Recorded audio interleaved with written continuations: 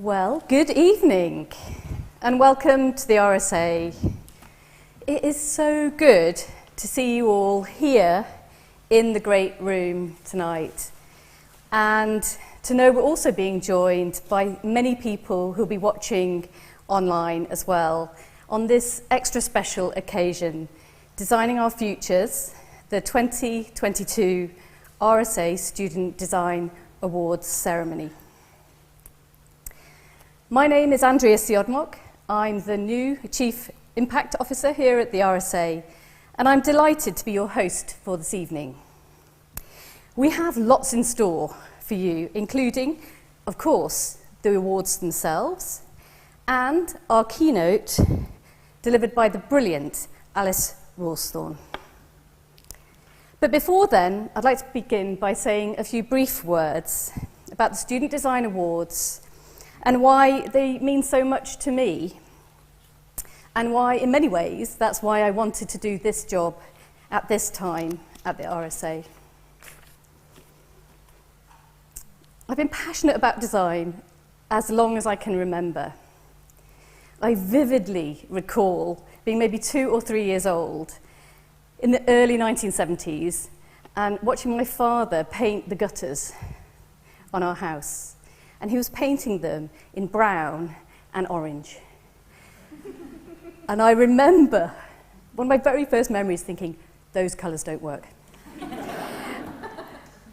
And then fast forward through studying industrial design in Newcastle, when I first became aware of the Student Design Awards, maybe 30 years ago. As a student, we would gather around because we knew the Student Design Awards were coming. And we were told by the tutors, you had to pick. You know, we couldn't have everyone doing one brief, you had to choose. And so they would be put up on the wall. And we would rush in. This was before the internet, so we couldn't do it online, obviously. So they were all on the wall, and we'd rush in because we wanted to get the coveted sponsor. We wanted to work on the project that meant the most to us. And there was so much to choose from. And it was amazing to see those briefs, so exciting. For me, I know this is not seasonal. For me, this moment is like Christmas. It's like unwrapping the most exciting gifts. And I think tonight, I hope, we will all see that unwrapping moment of seeing remarkable work by remarkable students. And then over the next 25 years, first as a design tutor, as a sponsor, as a judge, and as a chair of judges, I've seen this process in action. And I can testify to the quality of work of hundreds and hundreds of hours of dedication, of craft, of skill, and of design. And I've seen these awards go from strength to strength to what we see today. They have changed remarkably over that time to awards that are really about social purpose and, as you would hope in an organisation like this, world-changing ideas. At the RSA, we explore the big challenges facing the world today. And we support innovative ideas and solutions to address them. The problems we face are more complex than ever before. From health crises, economic insecurity, to climate change and energy security. We need help. We need creative new ways of thinking and of tackling some of these big issues. And last night, I had the pleasure of watching former Prime Minister John Major and Julia Gillard, former Prime Minister of Australia, speak about the importance of new ideas. And I was really struck that in that forum, such an auspicious forum, they recognise the value of the kinds of thinking that have gone on in the room today and beyond in our design and creative industries. So, at the RSA, we see this as a huge opportunity and indeed our responsibility for design in moving towards a better future for both people and, of course, for the planet. And as you will know, and some of you watching online will testify, the RSA Design Awards is a global competition, open to higher education students and recent graduates, focused around a set of project briefs that challenge participants to apply their critical design thinking skills and creativity to real-world social, environmental, and economic issues. For example, how might we design ways to reduce health inequalities, improve hybrid working, and let me say that needs some work, make better use of transport hubs for the benefit of local communities? These are just some of the challenges posed by the design briefs in this year's RSA Student Design Awards. And as many of you will know, the RSA is an independent charity, and all of these briefs have been developed in collaboration with a diverse mix of partners. The entire programme is made possible only by the support of these organisations who share our belief that good design can have a wider and more impactful role in the world. So we're very proud to be working with all of them and to have so many representatives from these organisations here tonight in the Great Room and online. I'd like to say, on behalf of the RSA, a massive thank you to you all. I'd also like to extend huge thanks to the judges, friends, colleges, universities, and individual educators who have championed this year's competition. This is the 98th year of the RSA Student Design Awards. I've only seen 30 of them, and that felt like a lifetime. I couldn't believe it when I discovered it is the 98th year. Quite a remarkable feat. And there's an amazing legacy of thousands of people, thousands of ideas that have emerged from this competition. People have sat in the very seats that you're sitting in, who have gone on to change the world and to have massive impact more broadly. We wanted to include a personal SDA impact story as part of this evening's celebrations. And so I'm delighted to introduce interaction designer Leanna O'Cleary, an SDA Alumni Network member and 2021 award winner, who has sent us this special message from Tokyo. Good evening, everyone, and congratulations on your awards. I feel so privileged to be invited to talk to you all. Last year, I was sat at home on a Zoom call for these awards, and I guess in that respect, not much has changed. But aside from the fact that I'm on the Zoom call again, a lot has happened for me as a designer since winning an RSA Student Design Award last year. It's so fantastic that you can now finally all celebrate together in the RSA house. You can shake hands, and you can serendipitously meet people. I'm sure you're thrilled to be there, and no doubt some of you may even be feeling a tinge of imposter syndrome, as maybe you've never won anything before. So please understand that you absolutely deserve this, so don't shy away from sharing it with everyone. I want to tell you a little bit about my journey. I embarked on my interaction design degree at the National College of Art and Design in Dublin with no clue what might happen once I was finished. In fact, I wasn't even 100% certain what an interaction designer even really did. I'm sure you're all familiar with the daunting feeling when you receive the RSA briefs, and no doubt you may have asked yourselves, how on earth am I going to tackle this? My brief was for the long time. It asked, how might we encourage people and communities to think and act for the long term? My project partner, Renata Dima, and I aligned closely on our work ethic and our interests and our worldviews, which I think played a large role in our project's success. Our project, Granted, is a digital tool to help migrant community organizations grow by guiding them through complex bureaucratic processes like funding and capacity building and eventual handover. So, the Student Design Awards pressed us to dive headfirst into complex, wicked problems that have tendrils in other problems. It taught us not to grab at the easiest, oversimplistic fix, not to strive for the simplest, nice, neat design outcome, but instead undertake the difficult task of addressing underlying systemic issues. It taught us to consider potential unintended side effects of our designs. It made me plant a flag and say, this is what I believe in, this is what I'm designing for. And when you say that out loud once, it makes it easier to say it out loud again.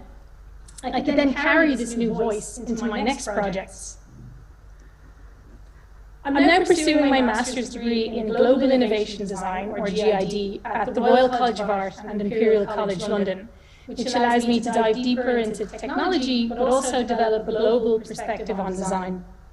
It's also allowed me to study at the Keio Graduate School of Media Design here in Tokyo, which is why I can't be there in person.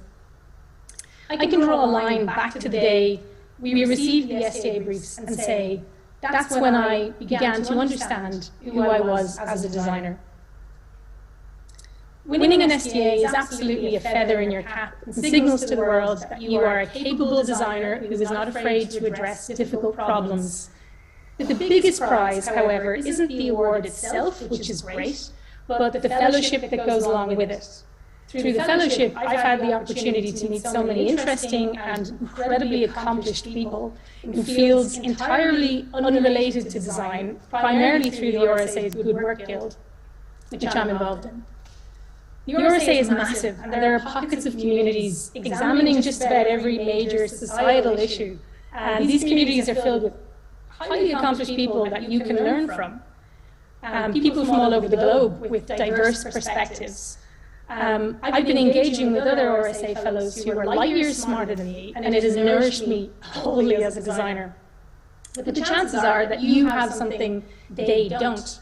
You're a designer, so you can help transform their expert knowledge into action. So I absolutely encourage you to really jump in.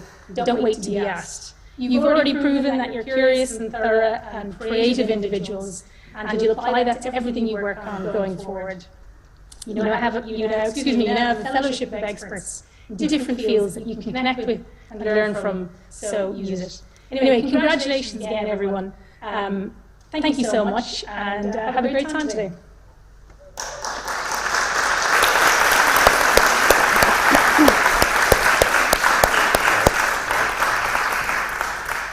Thank you to Liana. So wonderful to hear from you and to get a glimpse of where your journey is taking you next in design. And I hope tonight many of the winners will remain active members of the Student Design Awards Alumni Network. It's a community that spans many generations, disciplines and sectors across the globe, all united by the belief in the power of design and acting as an agent for positive change. That's a belief that's long been championed by this evening's distinguished keynote speaker, Alice Rawsthorn. Alice is an award-winning design critic and author. Her weekly design column for the New York Times was syndicated worldwide for over a decade, and her acclaimed and influential books include Design as an Attitude, Hello World, and most recently, Design Emergency.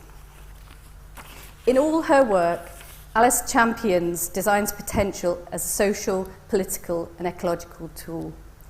Alice is also co-founder with MoMA design curator Paola Antonelli of Design Emergency, a research platform that investigates design's role in forging a fairer future. Design Emergency started life in 2020 in the early anxious days of the emerging COVID-19 pandemic, and as a series of Instagram live interviews featuring designers around the world who were responding to the crisis with empathy, resourcefulness, and a renewed sense of public-spirited mission and purpose. The platform now serves to interrogate a wide range of interconnected global systemic challenges, from climate emergency to refugee crisis, to spotlight ground-up, locally rooted design-led responses, and to celebrate the pragmatic imagination and versatility of design and its vital importance in helping us build a better future. I'm sure you'll agree we couldn't have a more fitting speaker to deliver our keynote address this evening. Please join me in welcoming Alice Rawsthorn.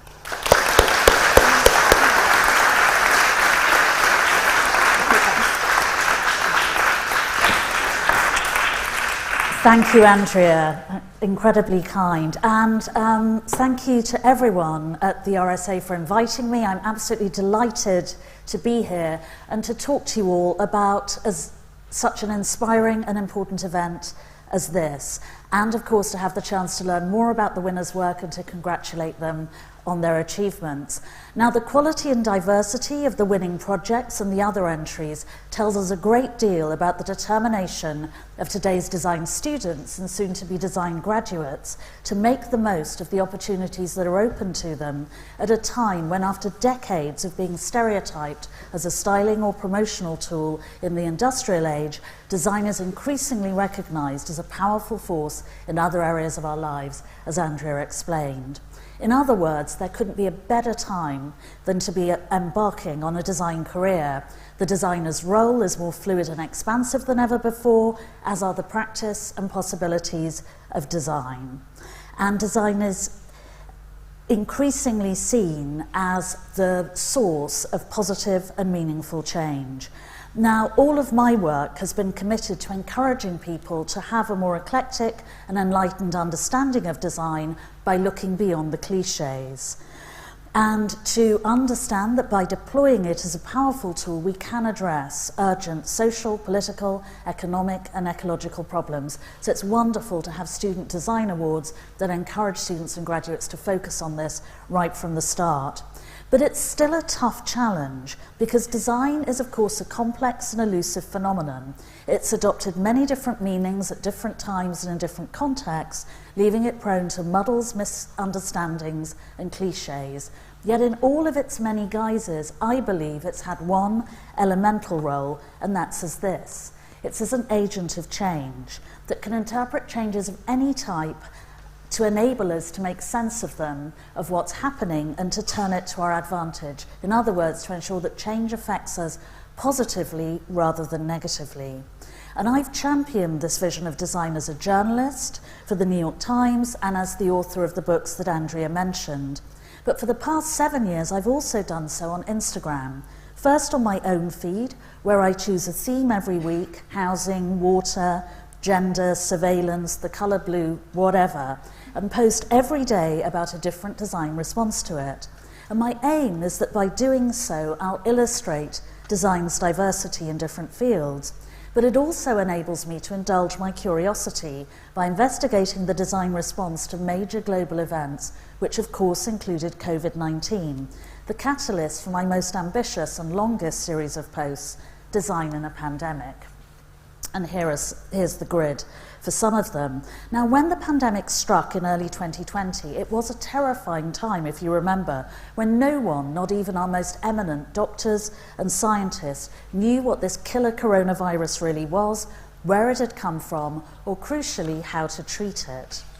But during the confusion, design swiftly emerged as a rare good news story for the general media. And the media could celebrate examples of design ingenuity or planned ingenuity, like the development of urgently needed emergency ventilators and track and trace systems that offered glimmers of hope in an otherwise horrifying situation. I was convinced that COVID-19 could be a game changer for design by demonstrating its ability to tackle urgent problems, thereby securing the public confidence and political supports it needs to be empowered to play a more ambitious role in our lives. So I searched for exemplary design responses to COVID-19 all over the world, planning to post about them for a week. But at the end of the week, there were so many other examples I wanted to write about that I continued the series for another week and another week and another. And when I talked about my plans with my friend Paola Antonelli from the Museum of Modern Art in New York, she suggested that we should build on the research by working together. So in May 2022, we launched Design Emergency as an Instagram research platform initially investigating design's potential for positive change in the light of the pandemic, but then focusing on the future. And we asked our friend, the graphic designer Frith Kerr, to design a visual identity for the new platform, which she and her team at Studio Frith did brilliantly, in an engaging, instantly recognizable identity, which was defined by this beautiful, very joyful shade of blue and a witty alarm symbol. And we began by running weekly Instagram live interviews, all 30 minutes long, with the designers who we felt were the global leaders of COVID-19 design relief.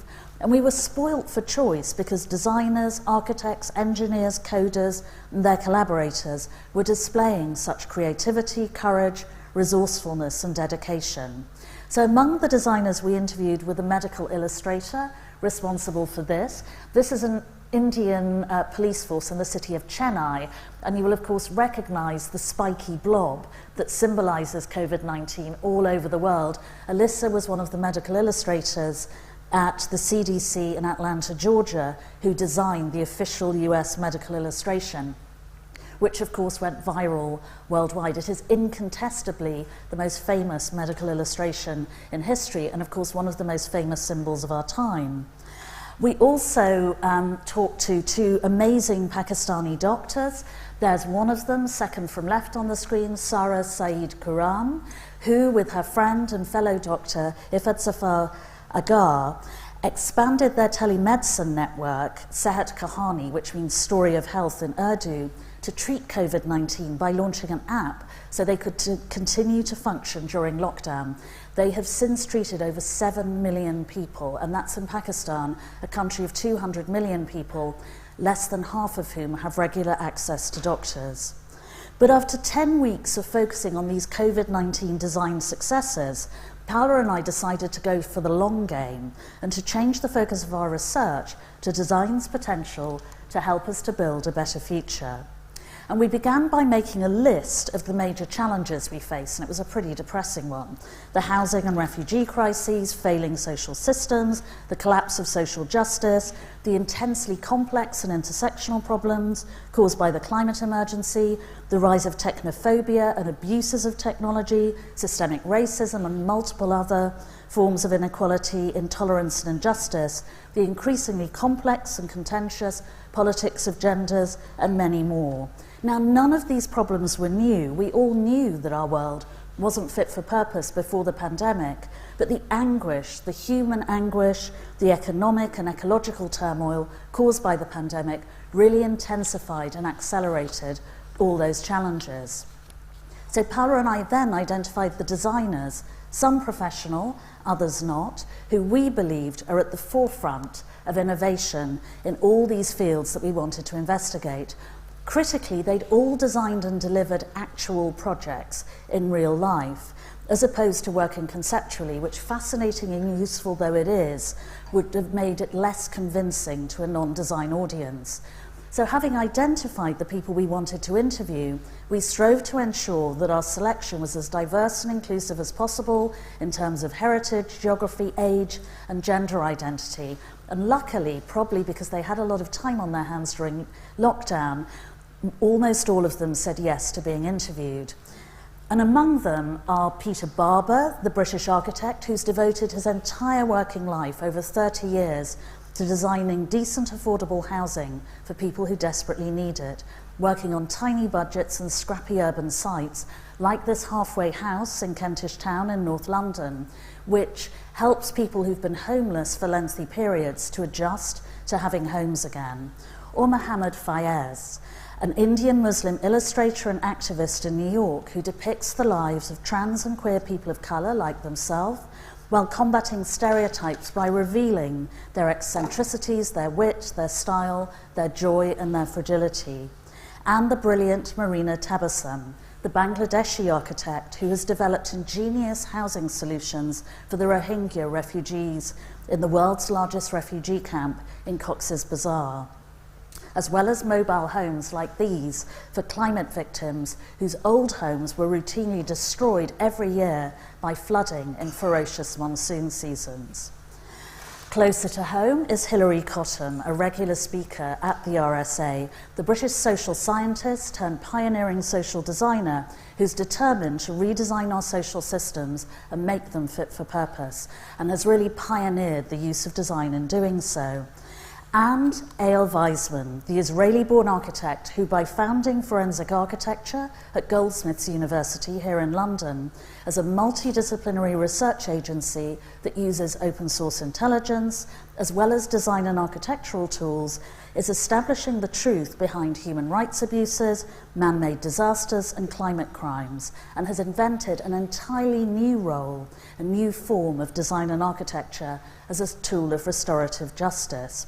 And of course, there are many more. Rather than rattle off a long list of names, I'm going to talk in detail about just two of the projects that we investigated and what we learnt from them. And one concerns a design project that has fascinated me for a very long time, and it's this, the Great Green Wall of Africa. It's an example of the strategic use of design to realise an exceptionally ambitious project in 21 countries in one of the hottest, driest, poorest, and most fragile parts of the world by planting and cultivating a 5,000-mile strip of vegetation from Senegal here on Africa's west coast to Djibouti on the east coast.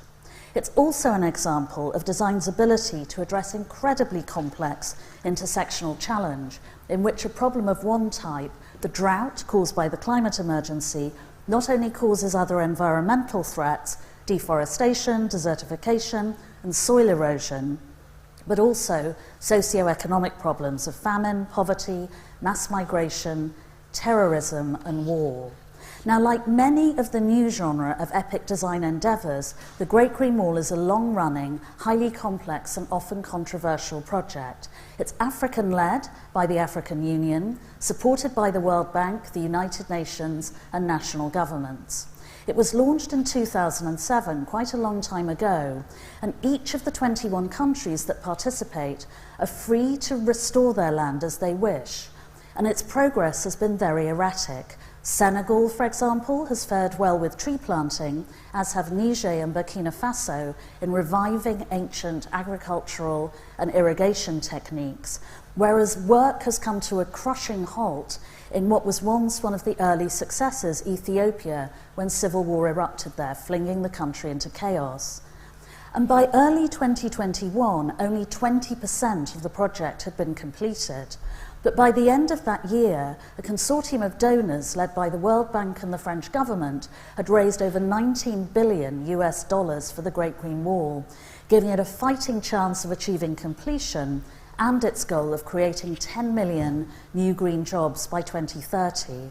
And as Alex Arson, the Great Green Wall's head of advocacy, who I interviewed about it, said, it's a wall that brings people together rather than tearing them apart. And another priority for us was, of course, to investigate design's role in the refugee crisis by interviewing someone who had both strategic knowledge of it and practical experience in the field. And eventually I found them for a friend who was working for the United Nations in Iraq. She asked the UNHCR team there for suggestions, and they unanimously recommended Francesca Coloni. Now, Francesca started out by studying civil engineering in Italy, but then decided she wanted to work with the issues that she passionately cared about, including the refugee crisis. So she had spent 20 years designing refugee camps all over the world, including this one, the gigantic Zaatari camp in Jordan, now the fourth biggest city in the country. But for the past 2 years, she's been based in Geneva with the brilliant job title as Chief of Technical Support for UNHCR's Resilience and Solutions Division. Now, Francesca oversees design of all the UNHCR's refugee camps, and she was fascinating in describing the practical challenges that she and her colleagues face. One is reconciling their determination to be as economically sustainable as possible with the urgent need to find shelter for, say, the more than 2,000 refugees who'd arrive every night when she was working at this camp at the height of the Syrian refugee crisis. Another is the elemental compromise, whereby the UNHCR has been trying to phase out refugee camps since 2014. That's 8 years, knowing that they don't work, that they're not fit for purpose. And it would prefer to be implementing and running more flexible and sustainable solutions, only to be stymied yet again by the massive need for shelter. The third is balancing the need to provide urgent support for new arrivals with the knowledge that many people will spend multiple years in refugee camps, typically between 5 and 12 years, experiencing the birth of children and the death of elders, and the knowledge that many refugee camps, like the Za'atari, are way bigger than most towns and cities. Over 1 million people live in the Cox's Bazar settlements, where Marina Tabassum also works. Another challenge is making the most of the ingenuity and resourcefulness of the camp's residents, like the Syrian refugees who, according to Francesca, are so entrepreneurial that no sooner have they arrived in a camp than they set up markets to start trading there. So what country wouldn't be thrilled to have such people settling there and dynamising their economies? Now, Paola and I also develop ways of exploring the implications of sudden emergencies like this one, the Beirut blast, by scheduling what we called special editions of Design Emergency, by inviting relevant specialists to discuss contentious issues like this, systemic racism after the Black Lives Matter protests and the tragic and terrible West Coast wildfires, and of course the Ukrainian design response to Russia's egregious war.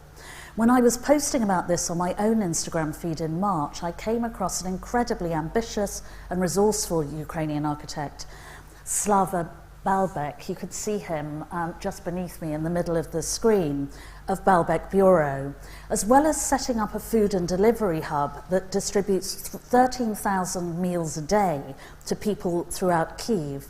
Balbek Bureau has designed temporary refugee villages to house people returning to Ukraine after the war ends. It's actually starting construction on one of them near Kyiv. And so, of course, we swiftly interviewed him for Design Emergency, though my favourite example of the Ukrainian design response is this, or at least this is one example of it. A group of guerrilla graphic designers launched an amazing campaign to vandalise road signs throughout Ukraine, obviously in the hope of confusing the Russian military invaders. And this sign is my favourite because the same word, every road seems to be leading to it, and it is The Hague, the International Court of the International Criminal Court is of course there, and so is the European Court of Human Rights. And Vladimir Putin should of course end up in both places, leaving to jail at the end of this horrible war.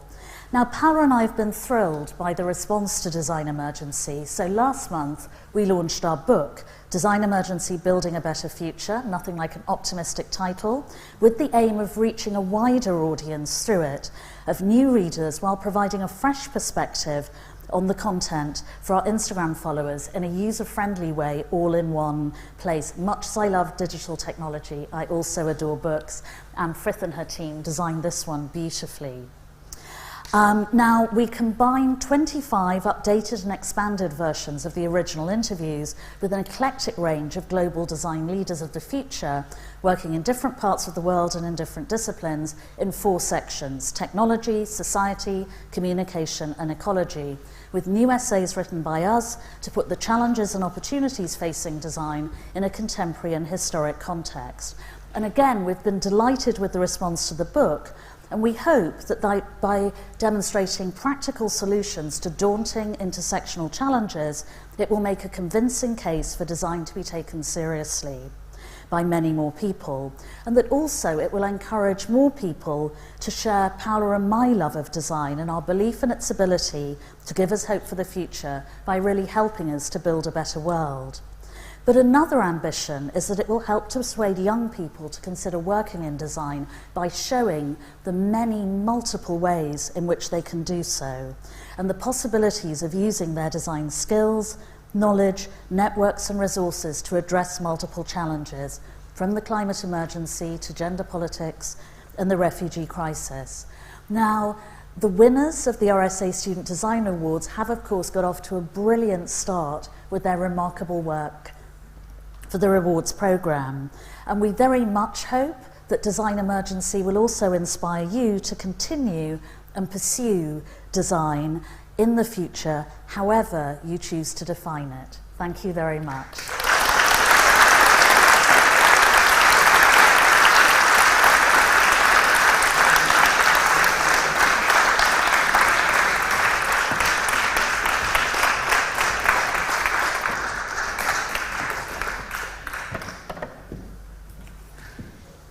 Thank you, Alice. And what an amazing presentation. And thank you for shining a spotlight on such remarkable work.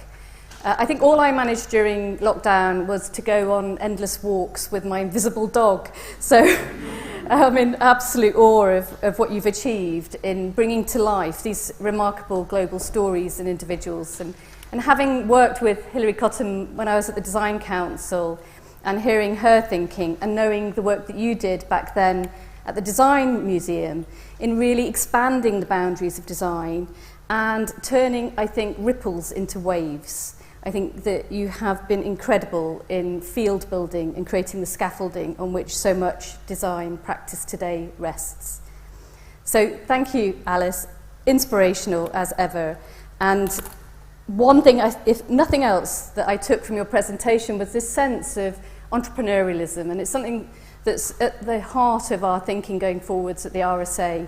And having been to favelas in Rio and elsewhere, I can also testify to the fact that that ingenuity in everyone, it comes out in so many remarkable ways, and really how might we tap into that natural human capacity to want to make the world better wherever you are.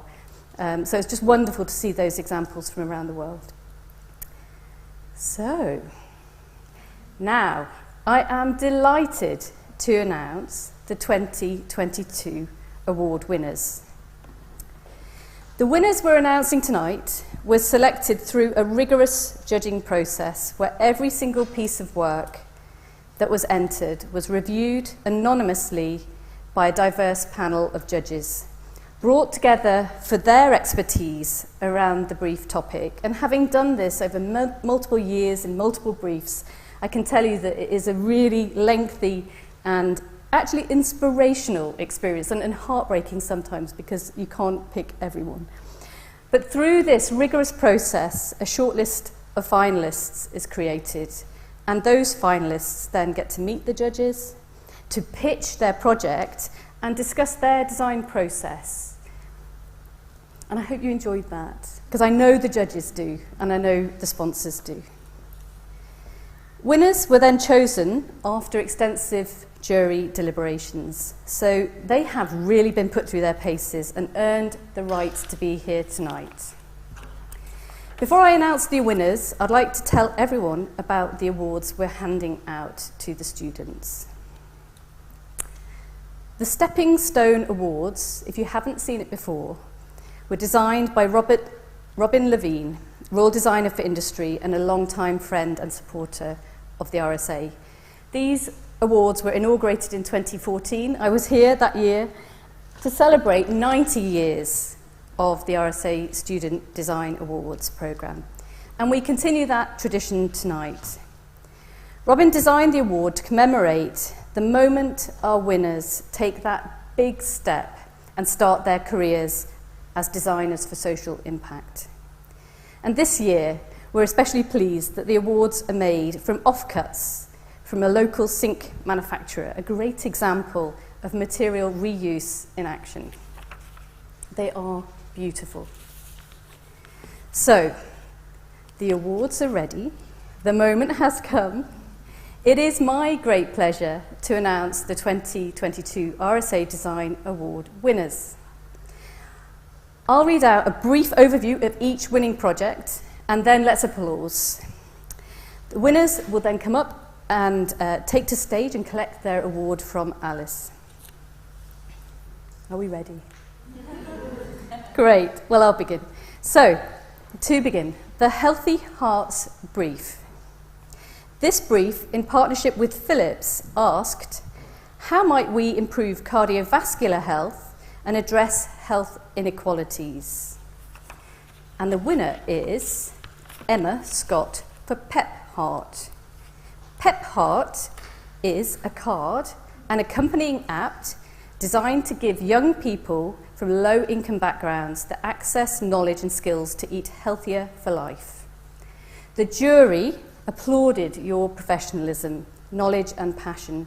The panel specifically said they were impressed to see how iterative your process was. You learned something from the research and then you changed your approach, which as we all know, can be a difficult thing to do. With your depth of thinking and ability to focus on both the micro and the macro elements, they had no doubt that you will continue to succeed in your future work. So let's hear it for Emma. Congratulations.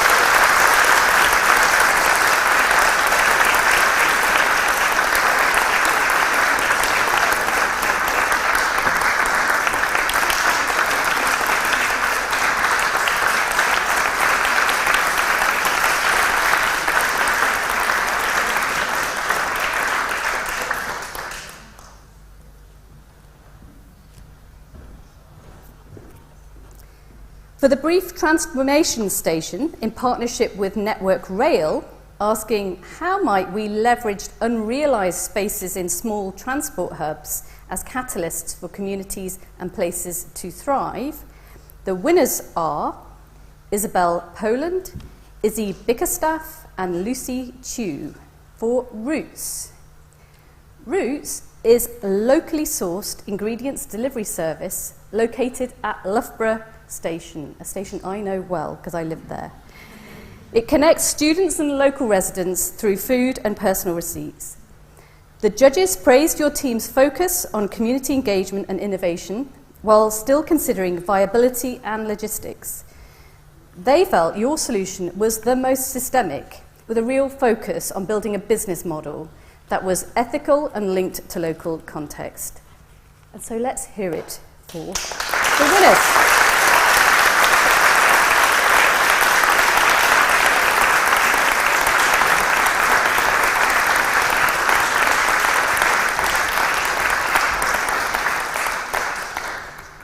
Hybrid Home is this year's SDA alumni brief, written by Leanne Dooley and in partnership with Waitrose. It asks, how might we improve the experience for the increasing number of people with hybrid working patterns that I mentioned at the start? And the winner is Set Bloody Standard and Camilla Owen, Jenna Mackenzie and Thea Lincoln. Set Bloody Standard is a campaign and resource pack for managers to commit to and enforce better working conditions for people who menstruate, hence the title.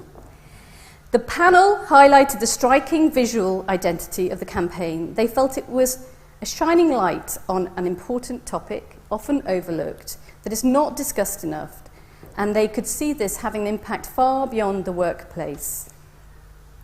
And to accept the award on behalf of the team, who can't unfortunately be here, but may be online, so please also clap for our online, is Ashley Vinnell from Waitrose. Thank you, Ashley.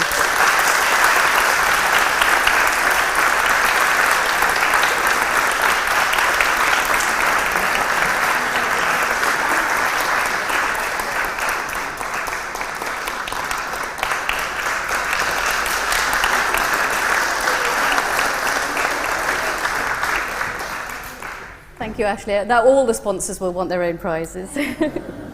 But I'm sure it will get to the team. We will make sure that happens. For our next award, Steel Appeal is in partnership with Zero Waste Scotland, Scottish Enterprise, Decom North Sea, Construction Scotland Innovation Centre.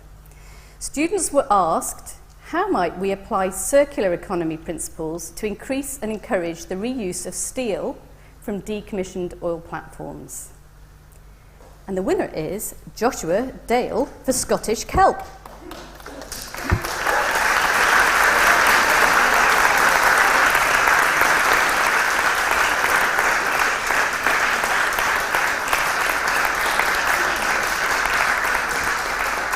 We're getting in there early with the applause. So, Scottish Kelp proposed the conversion of these decommissioned oil rigs into large-scale sustainable kelp farms and processing units, reusing the underwater structures as well as the jackets inland. The jury were impressed by the scale and ambition of the idea that had such a high level of material reuse. They felt that you demonstrated a wide range of research and praised the way you were able to communicate a complicated concept and bring key elements to life. So, thank you.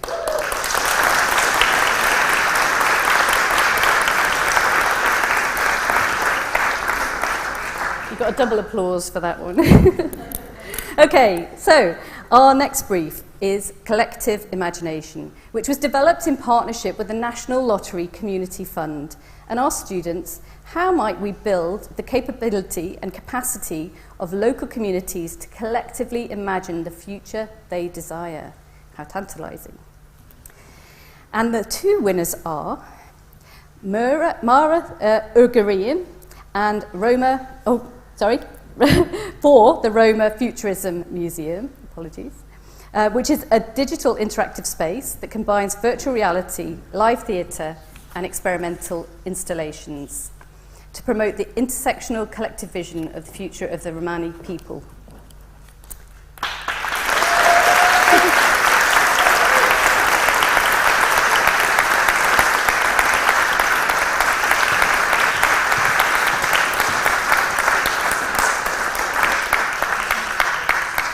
The judges were moved by the passionate way you discussed the issues and challenges that inspired your project. They highlighted your impressive understanding of the complexities of intersectionality and how digital space can be used as a site of memory and imagination.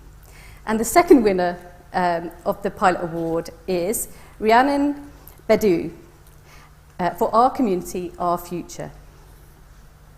Our Community, Our Future is a flexible toolkit designed to help guide the development and delivery of community empowerment activities, allowing residents to shape their own surroundings. The judges were excited by your idea, which they felt was impressively grounded in both theory and practice. The judges believe your project is an excellent example of meaningful engagement and has great potential to make change in the future. So thank you.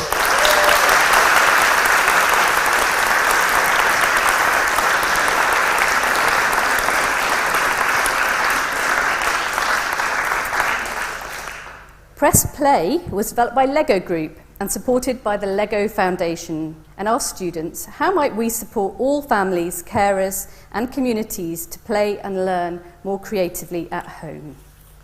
And the winner is Sophie Haig for Look. Look is an app that supports deaf children to learn essential British Sign Language vocabulary through outdoor exploratory play. The panel was impressed by your detailed investigation into the issue and your awareness of the need to centre around the deaf community user-centred design in the development of the process. The judges felt this idea was not only viable, but much needed as an intervention they hope you will take forwards. So thank you.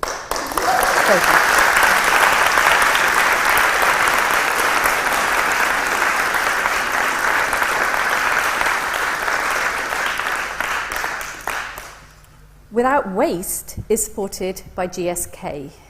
The brief asks students, how might we use circular economy principles to rethink the storage, delivery and dispensing of tablet medication? And the winners are Amy Phillips, Ella Harvey and Rebecca Paradis for Elevate. Elevate targets hay fever sufferers, one of which is me tonight. Proposing personalised antihistamine and immunotherapy microneedle patches, that sounds exciting, that eradicate the need for daily pills and conventional blister packs.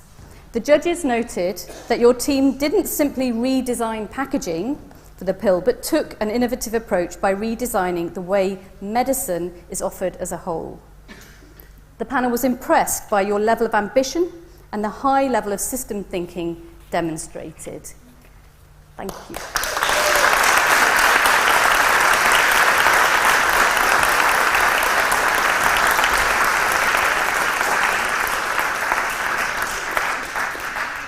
Our penultimate award is Active Journeys, which is in partnership with HS2.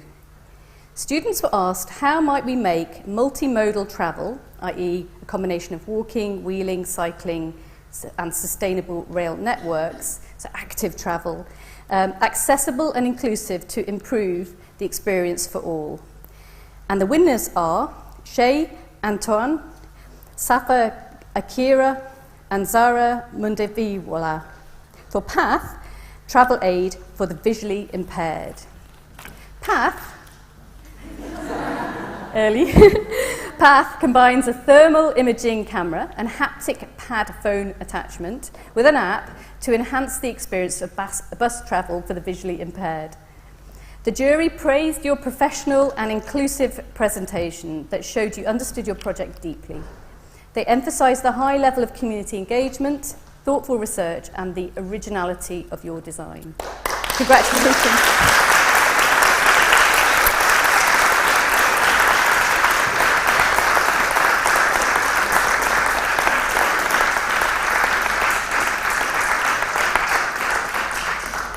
Our final from this year's competition, Moving Pictures, is a collaboration with the RSA events and with support from the Marketing Trust, Natural Care and CIM. We asked students to conceive and produce an animation that would clarify, energise and illuminate the content and audio excerpt from a recent RSA public event. And for this we have two winners. Alice Siniscaldi and Erica Giuffreda for Beyond Divisions. Beyond Divisions used textural collage elements and audio from US Surgeon General Vivek Murthy to explore the differences between virtual world and real life and highlight the importance of building meaningful relationships. The judges were impressed by your animation and collage format, which showed innovative thinking. They enjoyed hearing how you both collaborated as a team to produce the final piece and what each of you brought to the table.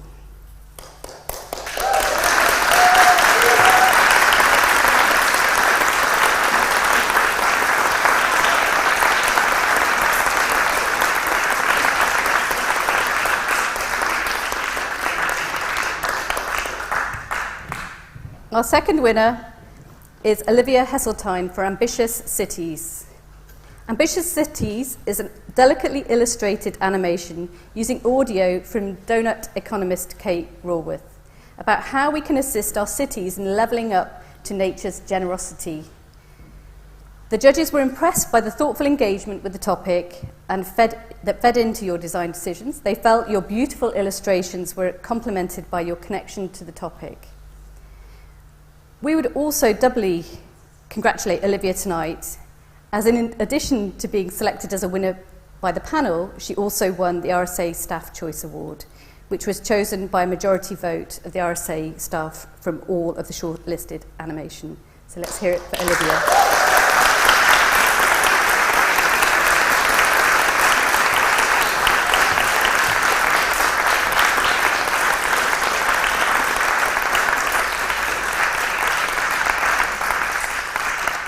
How amazing.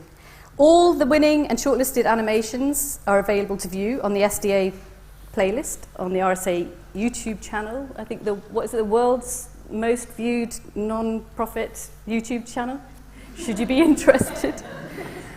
So to give you a flavour of that work, but what we're going to do is have a look at those winners right now. When you look at the divisions that have developed over decades in society and that have deepened, those present a clear and present threat to our ability to respond not just to pandemics, but to other threats we face, whether that's climate change or whether it's racism or other systemic inequalities. If we recognize that we are truly interconnected and our welfare depends on one another, that means that we have to strengthen our ability to act together, which means we have to be able to talk to one another. And right now, the truth is, it's not easy for people to talk to one another. It's much easier to get siloed in social media rooms where people have the exact same beliefs you do and to hate the other side. You don't build dialogue by throwing people in the same room who have different views and telling them to talk and find common ground. Rather, you build dialogue by building relationship first. The reason we can have family members over during the holidays, people who we may have significant disagreements with on political issues, faith issues, all kinds of issues, is because we have built a relationship with them. And we know that they are more than their view on a single subject. We can see them in their broader humanity. That's what we have to come to do with one another now.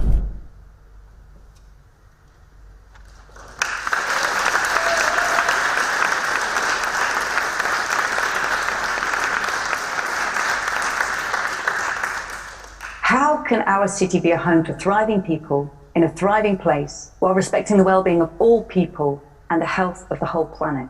That will depend on whether the city is Stockholm or Dar es Salaam. People of a place have a different context, culture, values, and history, so they must be the ones who determine what it means to thrive. And what would it mean for our city to thrive within its natural habitat? What is nature's genius where you are?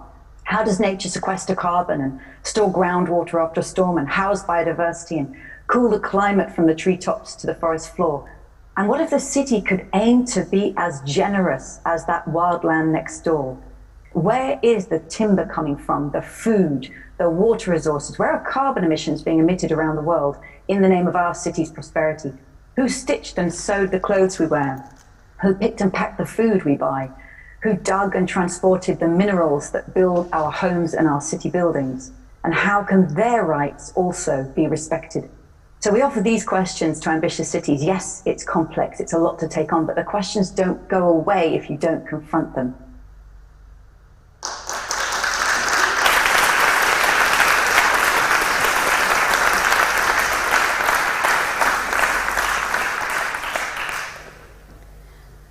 Well, that brings us to the end of our awards tonight.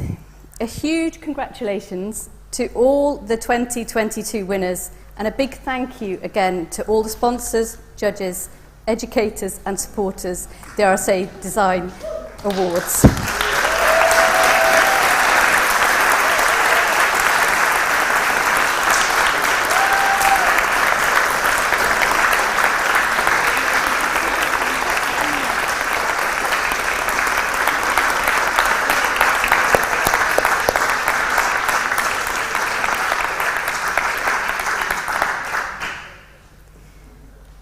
Thank you. And to all the students out there who also participated this year and who are using their design skills in positive, impactful ways in designing our futures. Now, you've only had a small snapshot of the winning work here tonight, but you can find more about the winning projects and finalists also on our website, and we were delighted to see Wallpaper magazine feature some of these as well. You also get a chance, I think, and I hope, to chat to the people behind these solutions in person tonight. In a few minutes, we'll be heading down to the Benjamin Franklin room and to continue our celebrations over a drink. So please join us there. And to everyone watching online, I hope you also raise a glass of whatever, wherever you are, to join us in thanking and celebrating this wonderful cohort of world-changing designers. It has been an amazing evening to be here together. It is an honour, and thank you for all coming, and good night.